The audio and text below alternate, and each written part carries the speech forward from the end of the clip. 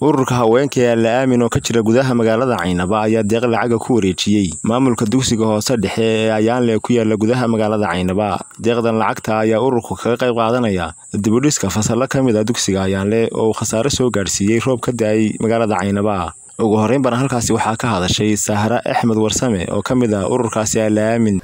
anagoo ah ururka la aamin oo lacag ku wareejinayna qaarana oo maliyana ku wareejinayna iskuulka Ayaanle primary walba ka shaqeeya arrimaha bulshada.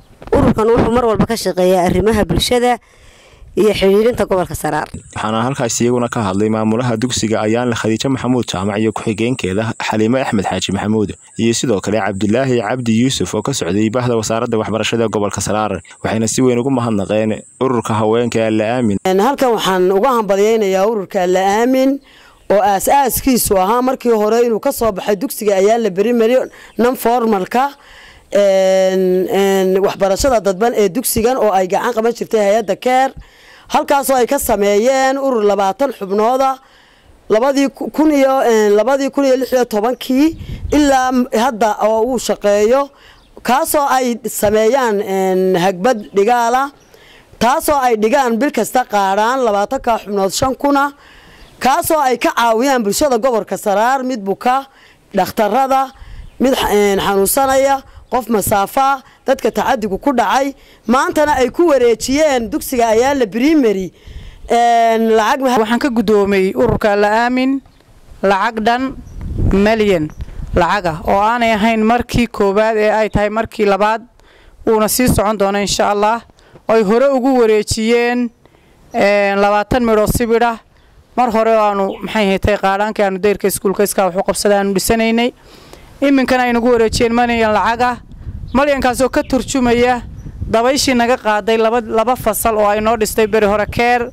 labadii fasal baanu markaa aanu xamili kari weynay anagu haddaanu maamulkii dugsigana inay ardaydii iyadoo awalba 4 fasal dibadda naga 4 kalena inay dibadda naga noqoto dabadeedna waxaanu taageeranay maamul ahaan iyo guddi ahaanba inaanu anagu isku tiirsano haydina naga caawin inaanu jiingadii dib ugu ceshano wixii qori jabay gacantana aanu ama tagno.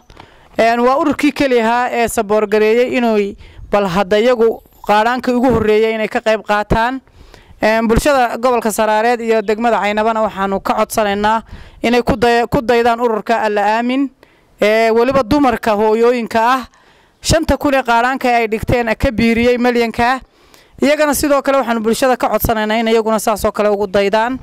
waxaan u mahad celinayaa halkan aan u mahad celinayaa hay'adda Care oo aastay ururkan la aamin midhiisi la guranayo. aad iyo aad waxaan ugu mahad celinayaa ururkan in dhaweydba soo jiitamayay ee bixiyay lacagta qaaraanka ee milyanka ah. waa ururkii markii koowaad maaha markii labaadna maaha dhowr jeer hore ayaa ururkan uu bixiyay qaaraankan iyadoo uu ka dabayshii uu qaadeen labadii qol ee iskuulka Ayaanle primary ay dabaysh ka qaaday. waxaana mahad iska leh ilaah baa mahad iska leh maamulaha dugsiga iyo maamulka ku-xigeenka iyo macallimiintoodu aad si hawlkara ay hawsha iyadoo aad ka caawin wasaaradda ka caawin dawladda ka caawin ugu tafaxayteen. Jaamac Boodacade warbaahinta qaranka Soomaaliland Caynaba.